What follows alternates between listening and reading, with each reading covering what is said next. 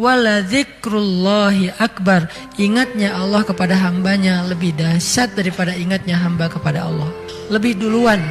Makanya kalau kita spontan ingat Allah, Masya Allah ini nikmat dari Allah. Allah juga akan spontan lebih dahsyat dari itu ingat kita. Nih hambaku, nih hambaku, nih hambaku. Sehingga ketika Allah punya hadiah untuk hamba-hambanya di muka bumi, kita duluan yang diingat. Kesini dulu sebelum yang lain.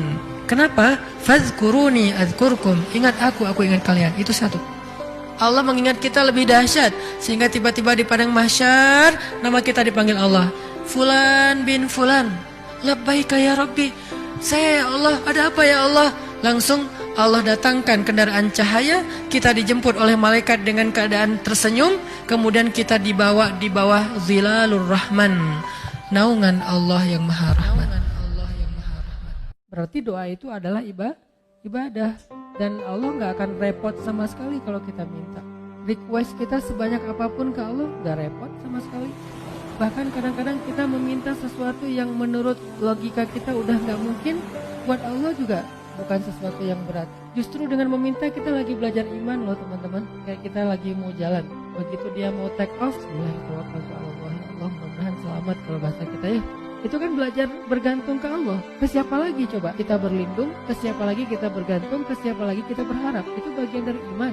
Jadi makin sering berdoa, kita makin sering belajar gantung. Kayak manja gitu ke Allah. Dan emang harusnya kayak gitu. Ya Allah saya ada ini, ya Allah ada itu.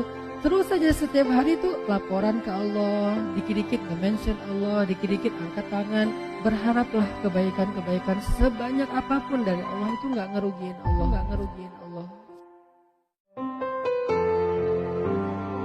Innama yakhsyallaha min ibadihil ulama. Sesungguhnya yang takut kepada Allah di antara hambanya adalah orang yang berilmu. Jadi bisa dibilang ciri orang yang berilmu takut kepada Allah. Bukan banyak wawasan, bukan banyak teori, bukan panjang narasinya, bukan bagus dalam penulisan captionnya, tapi dia takut kepada Allah. Ketika dia mau bikin dosa, takut kepada Allah. Ketika dia mau nyakitin orang lain, takut kepada Allah. Ketika dia mau bohong, takut kepada Allah. Ketika dia mau curang, takut kepada Allah. Bisa jadi dia wawasannya gak terlalu banyak, tapi ilmunya sampai kepada puncak hikmah.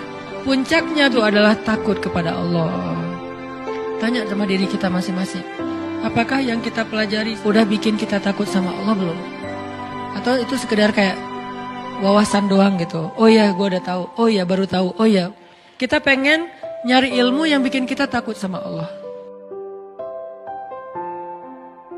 Karena sebetulnya orang itu bahagianya itu ada di dalam hati. Dan ini kita bawa kemana-mana. Jadi gak susah menemukan surga. Ada masalah, Allah lebih kuasa, makhluk tidak kuasa. Ada masalah, kita bilang Allah maha besar, masalah saya kecil dibandingkan Allah. Kita kan dipelihara Allah, terus ngapain kita khawatir? Kalau gitu gak usah ikhtiar, Ustaz, ikhtiar. Tapi jangan libatkan hati. Ikhtiar itu pakai tangan, pakai kaki, pakai tenaga fisik. Hati gak perlu berikhtiar. Hati itu bertawakal. Kalau hati kita ikut ikhtiar, berarti kita lebih percaya kepada makhluk daripada Allah. Nanti akan mentok, kalau udah mentok putus asa, itu penyebabnya. Gara-gara hatinya baper dengan ikhtiar. Sedangkan kalau hati kita gak ikhtiar, dia cuma tawakal. Jalan tertutup, dia masih bilang ala kulli syai'in qadir. Segala sesuatu Allah maha bisa, gak mungkin gak bisa. Makanya jangan ikhtiar pakai hati, ikhtiar pakai tenaga. Hati tawakal babnya. Sehingga tawakal itu amal hati, ikhtiar itu amal fisik. Jadi Allah Subhanahu wa ta'ala kalau ingin memberikan kebaikan buat hambanya, maka yang pertama Allah bimbing itu adalah hatinya. Sehingga kalau kita ngecengin seseorang, yang kita targetin tuh jangan orangnya. Karena kalau kita deketin orangnya tapi jauh dari pemilik hatinya, kita gak akan dapat apa-apa. Makanya saya sering nanya, lebih mending mana nih? Dekat sama orangnya atau lebih dekat sama pemilik hatinya? Kalau dekat sama pemilik hatinya, berarti kadang kita harus ngejauhin dulu tuh cewek. Cara ngejauhinnya, putusin. Karena kalau kita tetap pacaran, berharap dekat sama dia, tapi kita kehilangan pemilik hatinya. Kalau pengen dapat ridho dari pemilik hatinya, kadang kita harus ngejauhin orangnya.